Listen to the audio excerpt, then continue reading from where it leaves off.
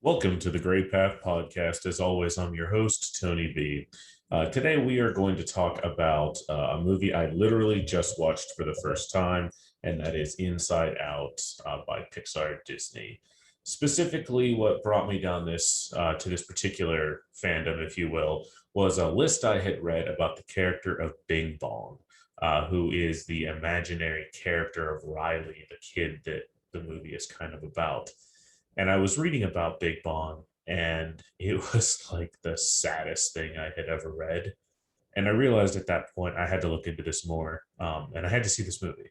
Uh, so the movie is all about what goes on inside all of our heads, but specifically through the lens of this almost 12-year-old girl. Each of her emotions have a personification, or at least the emotions that we experience in the movie are joy, sadness, fear, disgust, and anger. And then we meet Big Bong as well. If you haven't seen the movie, I strongly encourage you to see it. It's really good. I'm not going to lie, I cried a lot during it, specifically the particular part with Bing Bong, which is what got me to want to do this episode.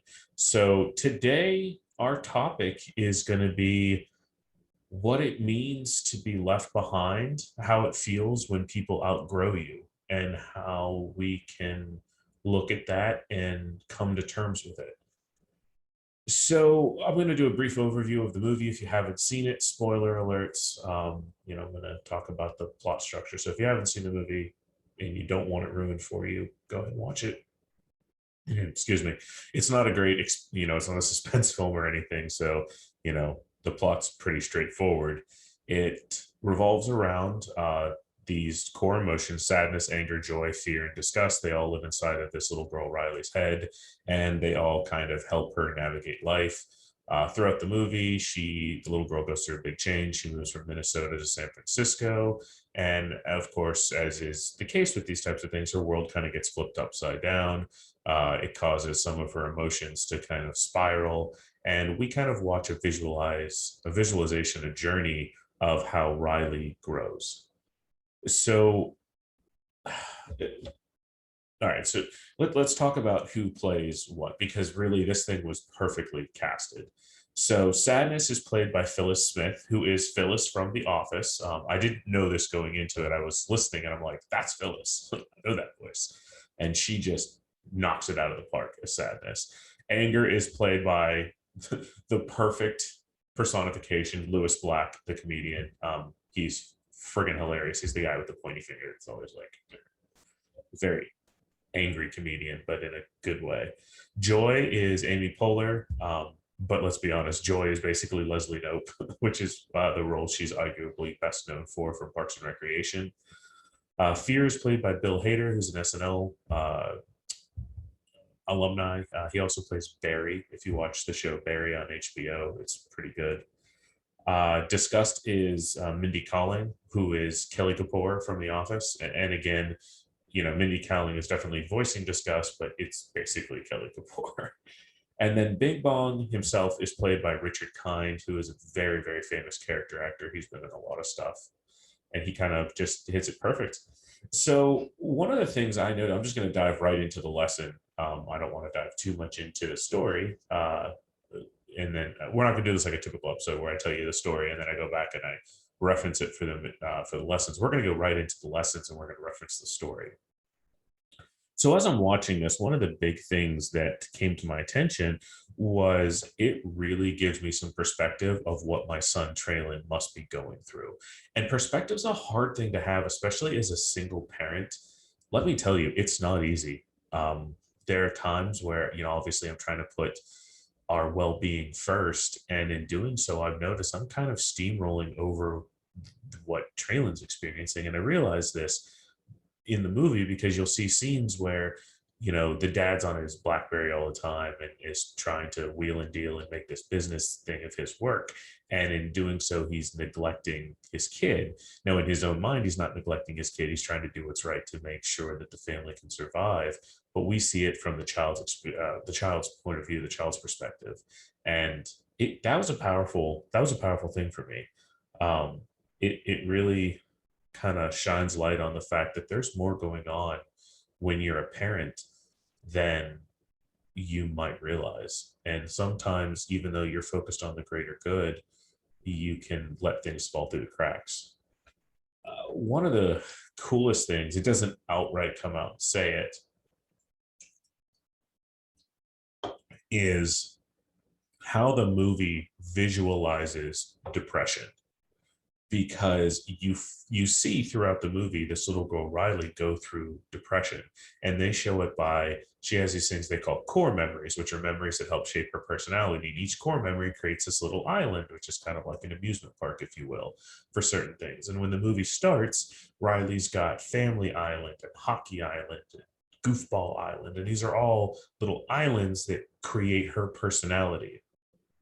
Well, as the movie goes on and joy leaves her life and she doesn't have happiness and joy in her life, she then starts to lose these islands. She starts to lose her personality, and she becomes very apathetic. She just doesn't care. That, there's one scene in the movie where this console they use to make her feel emotions, it grays out and it doesn't work. And they realize we can't make her feel anything.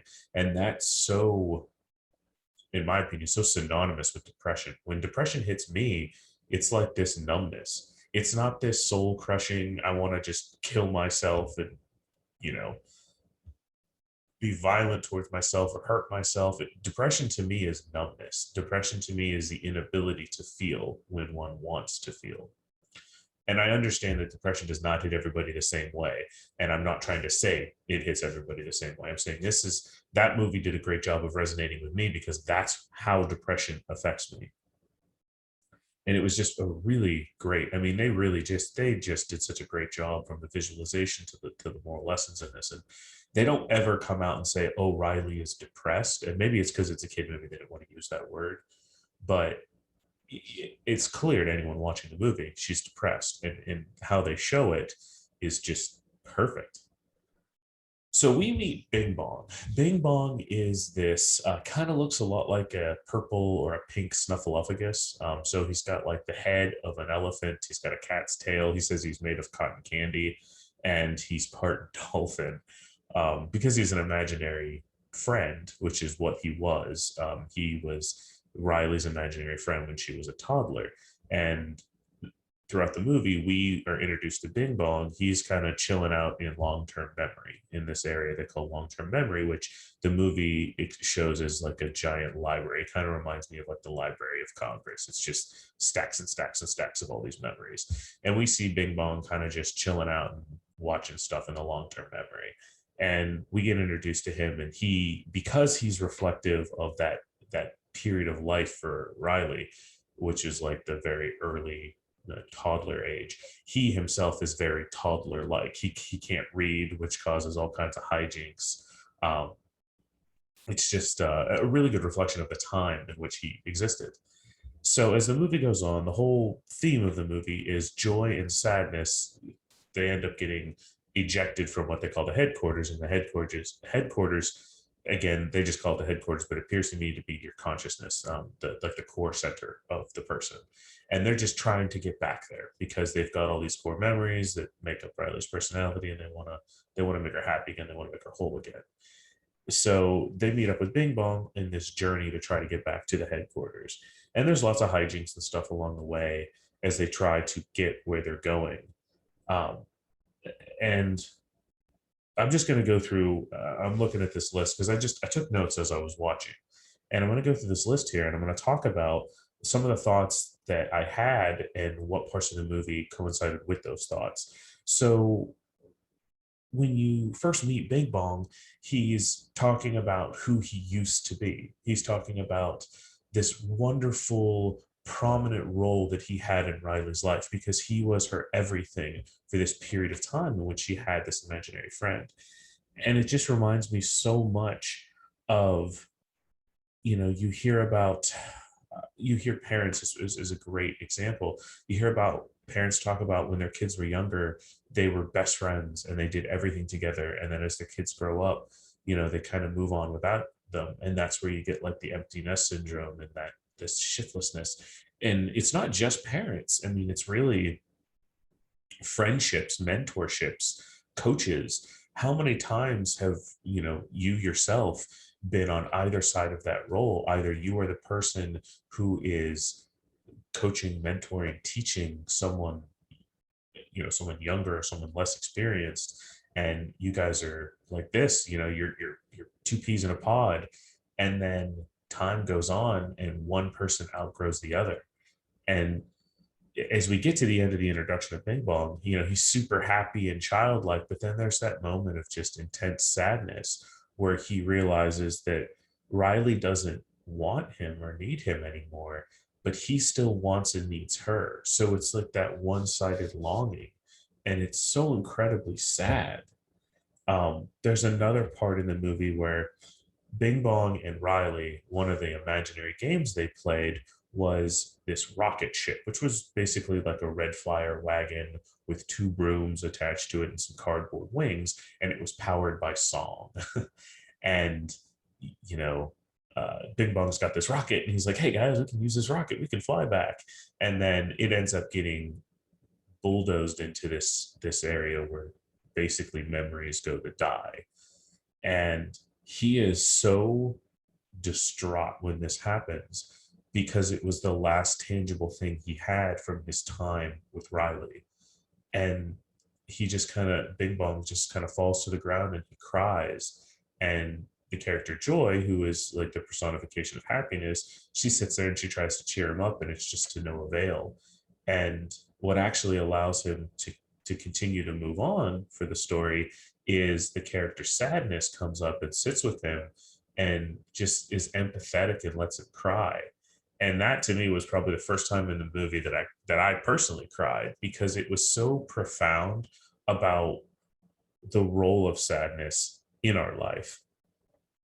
So how many times, especially in our world today, people are like, "Oh, don't be sad, just smile, just cheer up, just put on a happy face."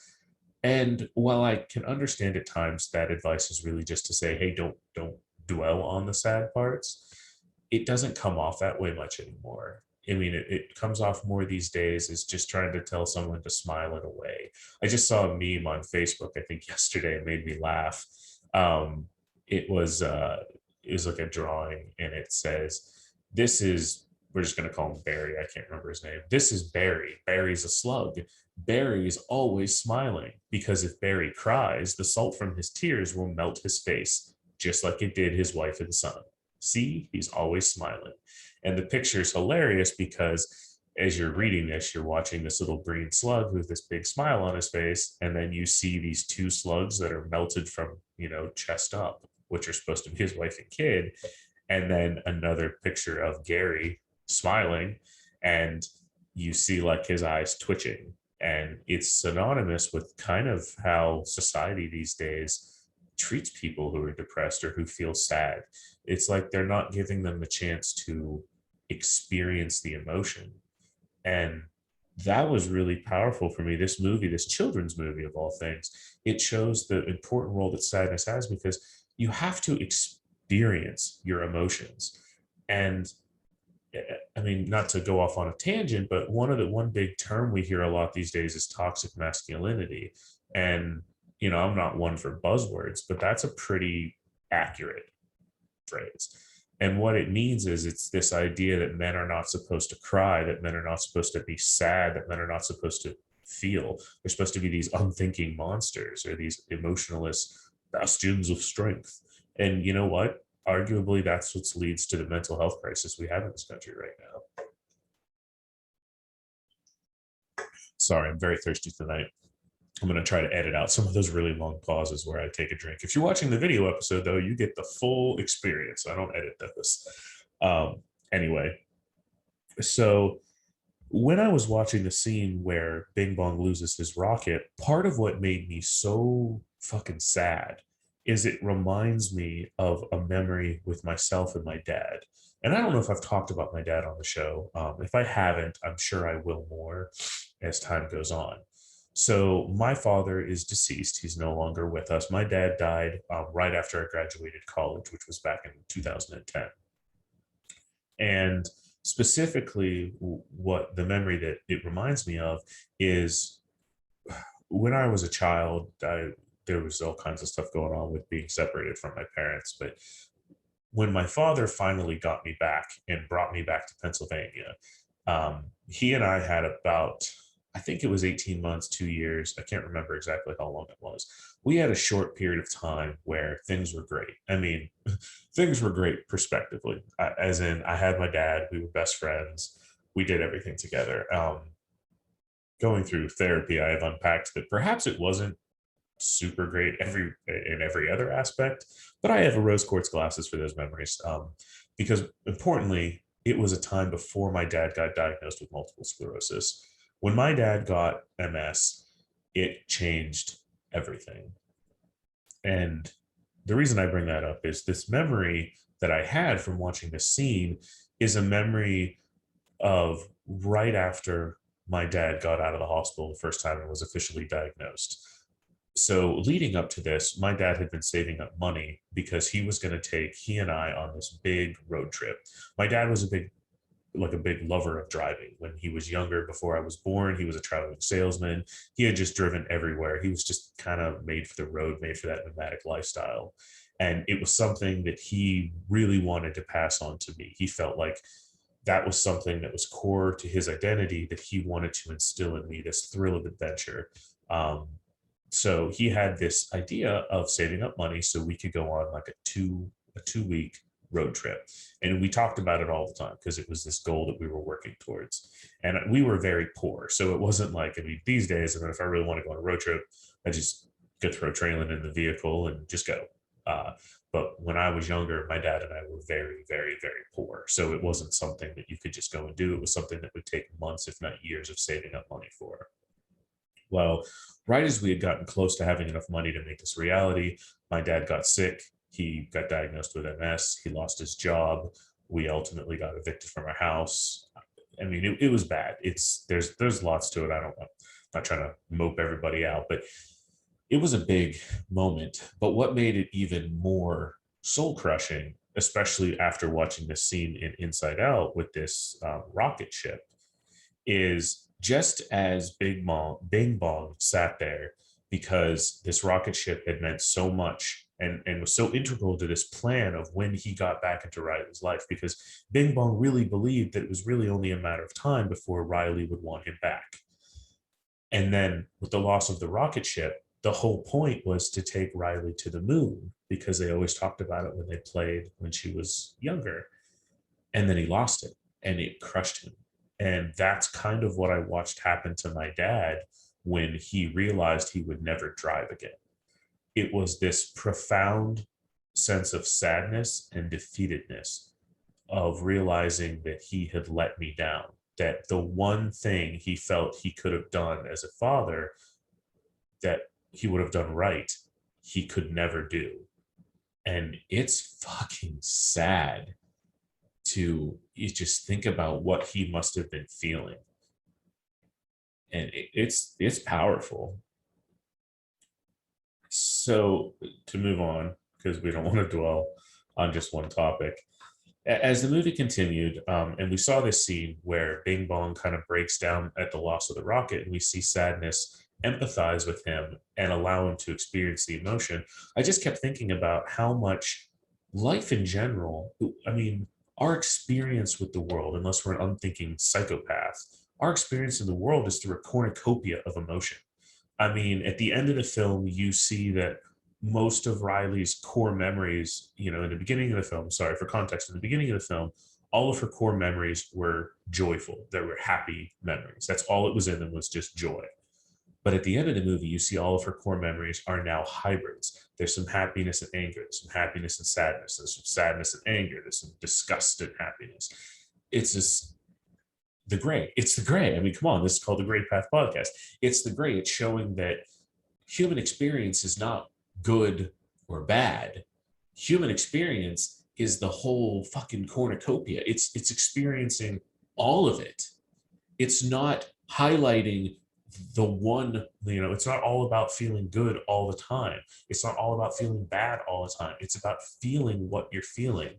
And it's something I feel that people, to unlock that next level for themselves, they need to understand that you have to experience the emotion.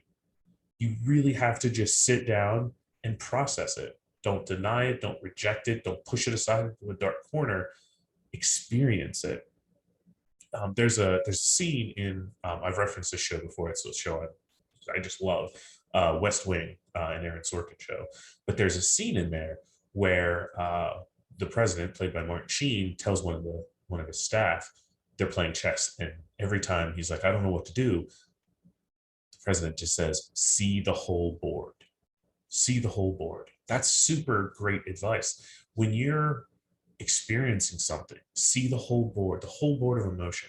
See where it makes you mad, where it makes you sad, where it makes you happy, joyful, disgusted, everything. Feel it all. Because if you don't feel it, you're not experiencing it. If you're not experiencing it, you cannot move on. Just like Bing Bong would have sat there destitute and broken if he would have not experienced the sadness if he wouldn't have experienced and processed the sadness that he was feeling. And it's just a really powerful, powerful lesson. Which also just comes into, and I know we touched on this a little bit ago, but this concept of happiness all the time, of joy all the time. And I'm sure I'll get some backlash from this from several people I know, but it kind of reminds me of what a lot of people use for social media. Social media is so fake. Even the most realistic person is fake on social media, but it's really, really bad, in my opinion, these days, especially for some people.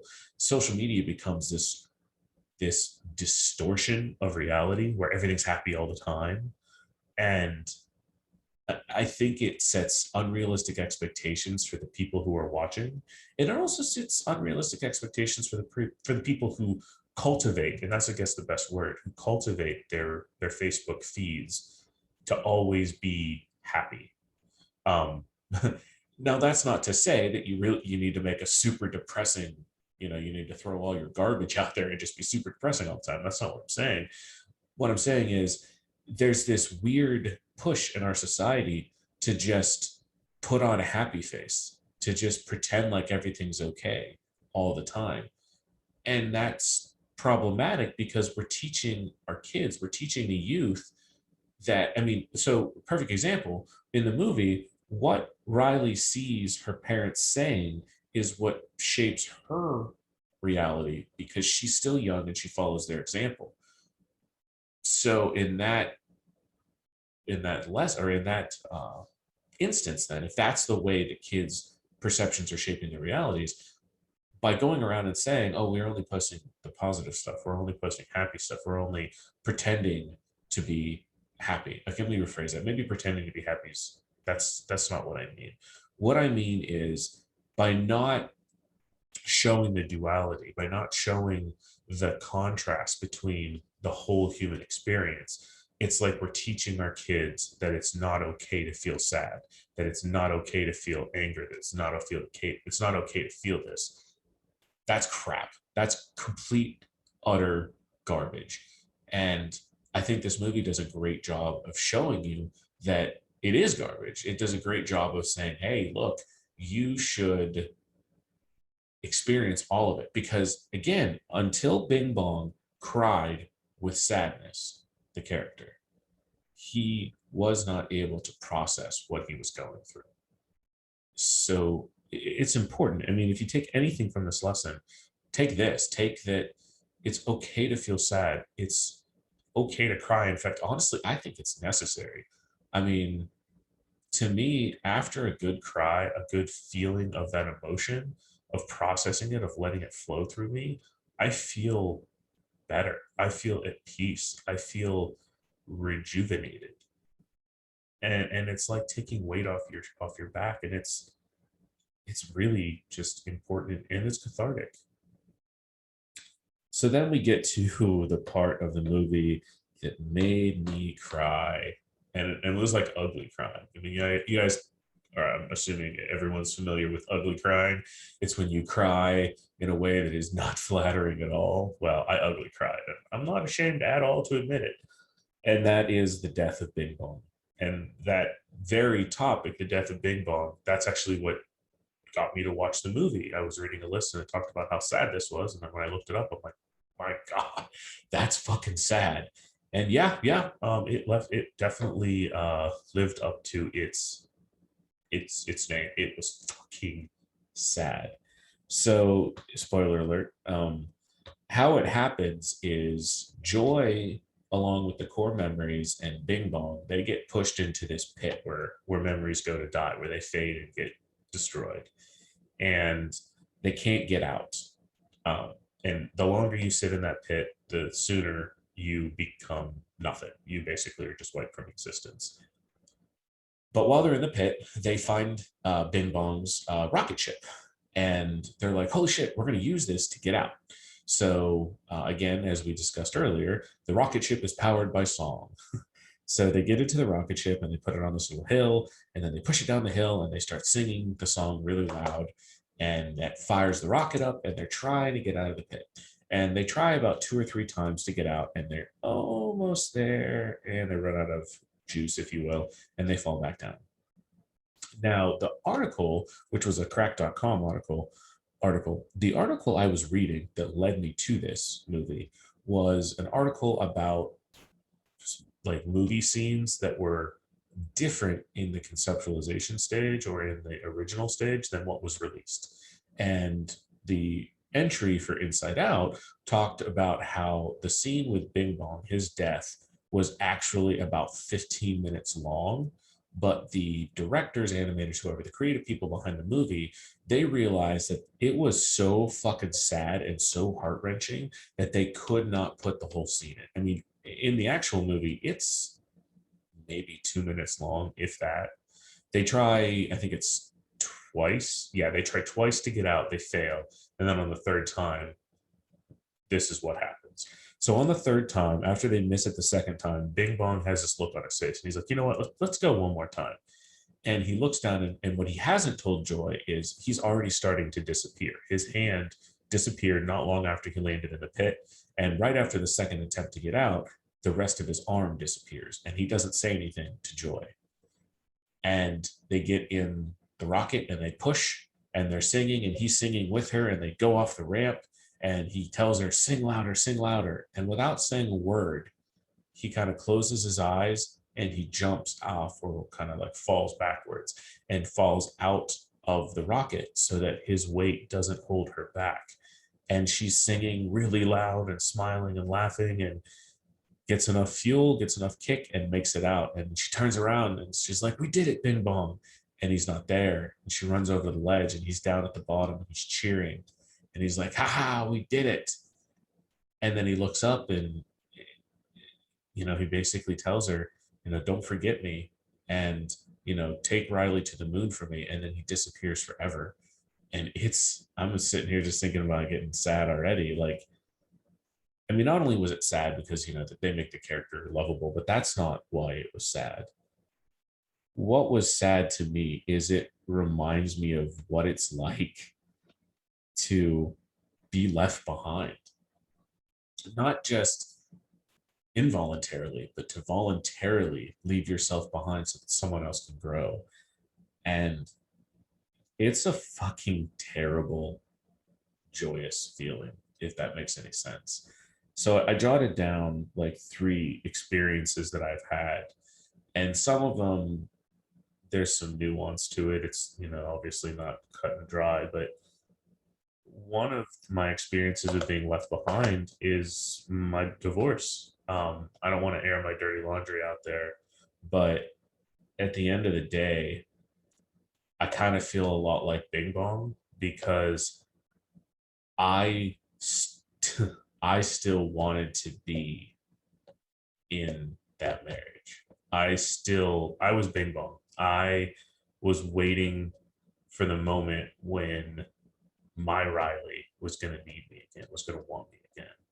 And my Riley, which is my ex-wife, didn't. She moved on. She outgrew me. It was time for her to go on. And just like Bing Bong stood there and, he had his rocket ship, there were items after my divorce that I had held on to for a long time that were just like they were my rocket ship. and getting rid of them or having them taken away was just as devastating as it was to Bing Bong when he lost his rocket to the pit. And it's shitty. It's a fucking terrible feeling when someone outgrows you, especially when you're not ready to be outgrown. Um, I'm not going to go into any more detail about that because again, I don't want to share other people's dirty laundry or whatever.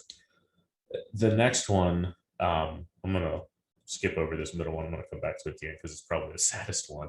But the next one is a friend of mine from a very long time ago, by the name of Ed.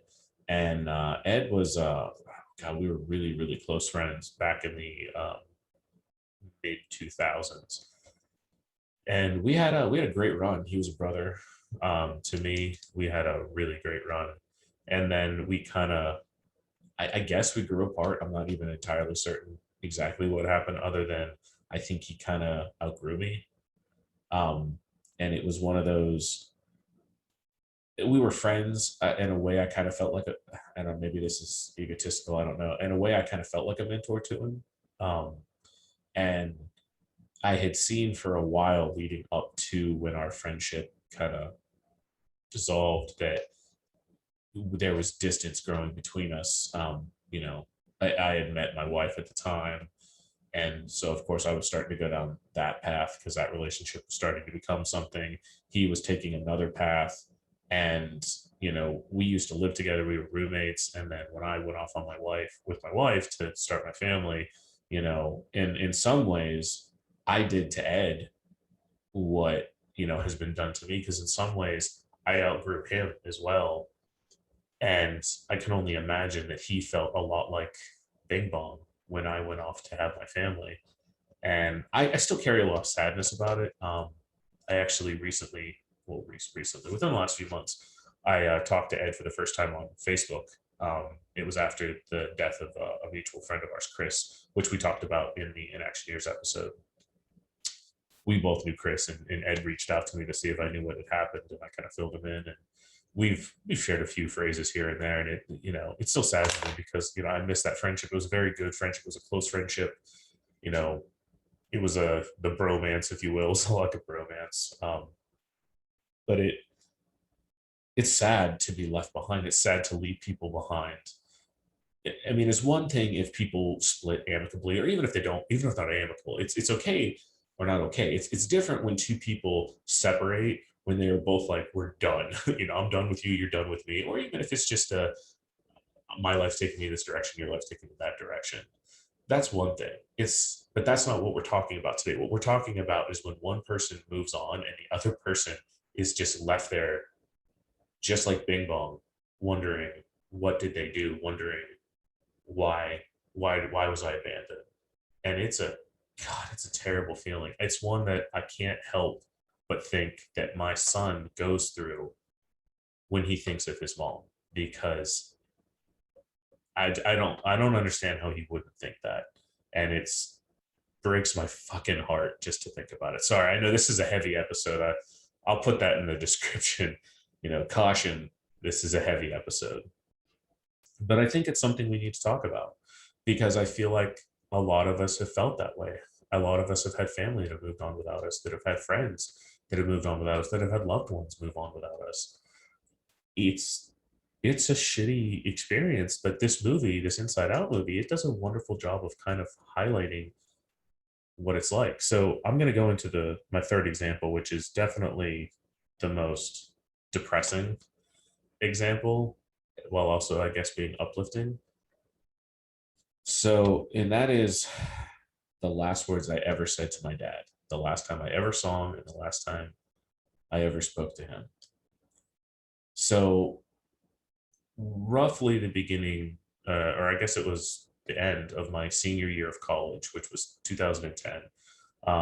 My dad had a stroke. My dad had MS I think he got officially diagnosed 1998, 1997, something like that. So his official diagnosis came in. So this was quite a bit of time later. It was over a decade later.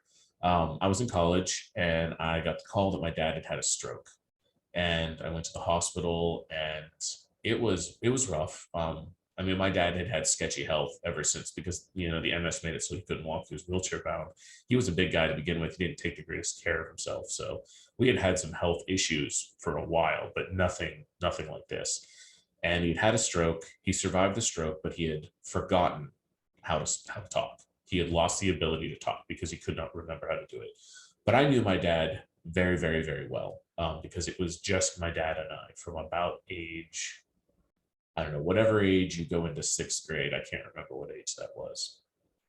But from sixth grade forward, it was just my dad and I. So although my dad could not physically speak, he could still make facial expressions, use his hands. We're Italian, so we talk a lot with our hands. So I was able to understand what my dad was saying. I knew him well enough. I knew his nonverbals. So after I graduated college, I told everybody I was moving. I wasn't going to stay in Pennsylvania. I needed to get out there, spread my wings. Well, my dad was moved into a nursing home. So I went to the nursing home. I was my dad's power of attorney. I went to the nursing home to tell him that I was leaving. And I walked into his room, and my dad's laying in bed because he couldn't stand. And I explained to him, hey, I'm leaving. And I don't know if I'm ever coming back. And we had this conversation with me talking and him using his nonverbals, where I explained to him that, like, I'm going out there. Sorry, I'm tearing up here just thinking about it. I'm going out there and I'm going to explore, and I don't know where I'm going to be, and I don't know if I'm going to succeed, but I wanted him to know that he did it. We never took that trip, but he instilled that adventurous spirit in me. And the look on my dad's face was exactly the look on Bing Bong's face right before he disappears. And it's that look of love, joy, and sadness. So it was love because he felt a victory. He did it. I mean, he did what he wanted to do, even though he wasn't able to do it the way he had thought or had intended. It was sadness because I think my dad and I both knew that that was the last time we would ever see each other. And it was. And it was joy because I was getting to do what he had done when he was younger, which was travel and explore the world. And it was joy that I was going to be able to do it. Oh, sorry. And it's why I cried so much when I saw that scene in the movie. It's ultimately what I want for my son, for Traylon, is I want to reach a point where he's able to soar without me, where he's able to go and do all the things that I haven't done, or that I did and I loved.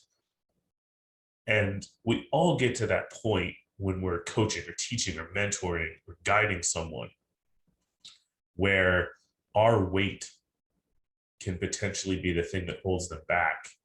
So just like Bing Bong does what must be done and he bails out of the rocket, so too did my dad bail out of the rocket so that it would be light enough to get me where I needed to go. I don't know what happened when I left the room after seeing my dad the last time.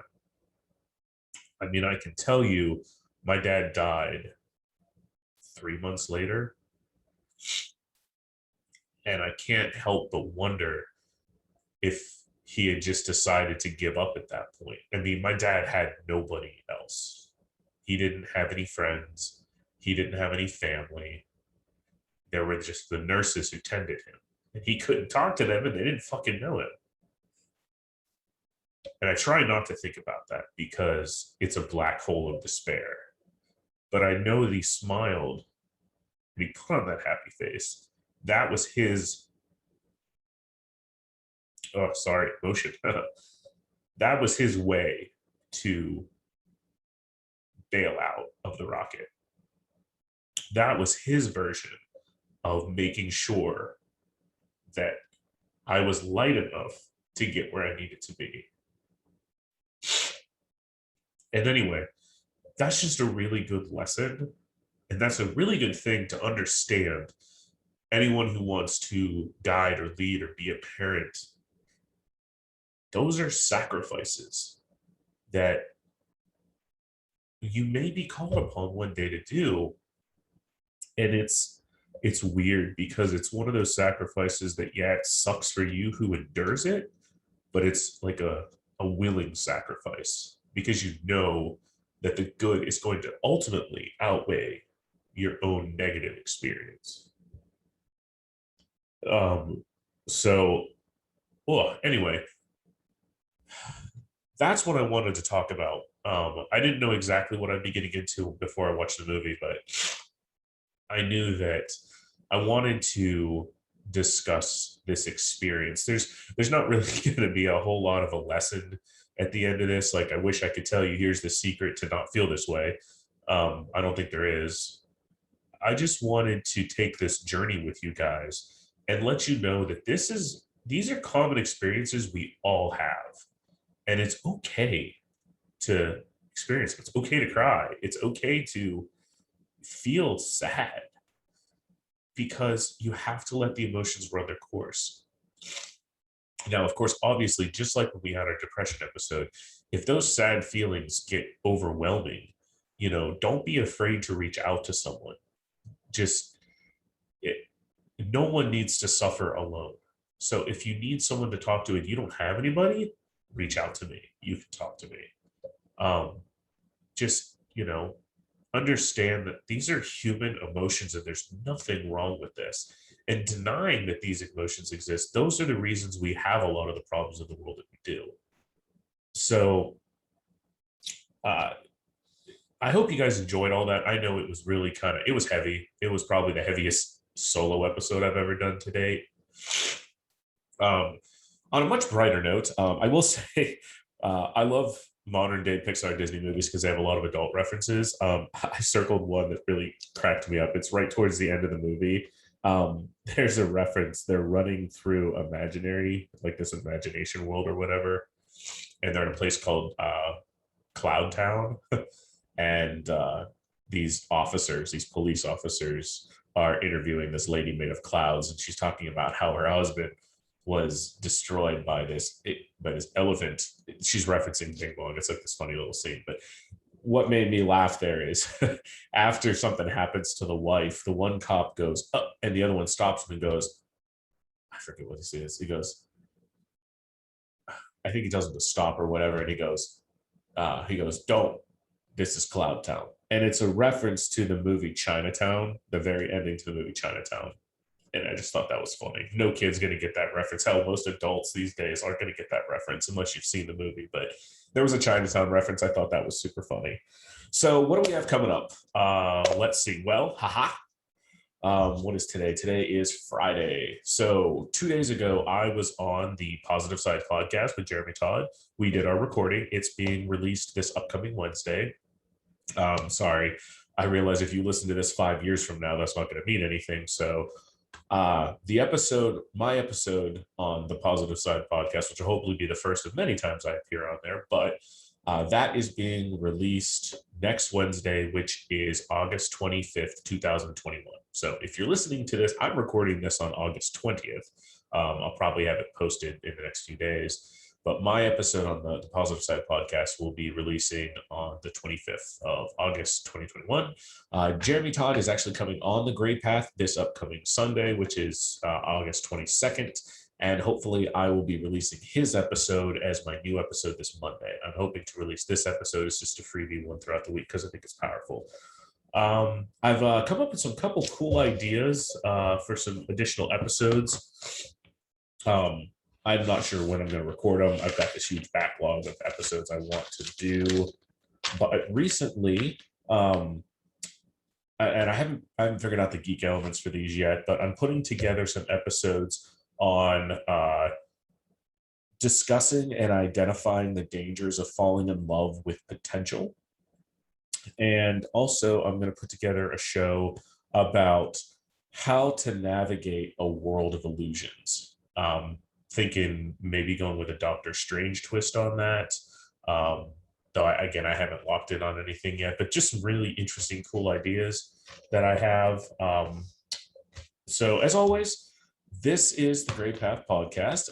I just appreciate the hell out of all of you. If you're not following me on social media, please do. If you're enjoying the show, you can find me on Facebook at the Gray Path, Instagram, YouTube. You can shoot me an email at seekthegraypath@gmail.com. Just hoping to engage with everyone. I hope you guys are enjoying the show. I'm really kind of working my butt off on this. I love this thing. I really just hope to be doing this for years and years and years to come. And I'm hoping I'm having some kind of impact. I'm hoping it's enjoyable. But anyway, you all be safe out there.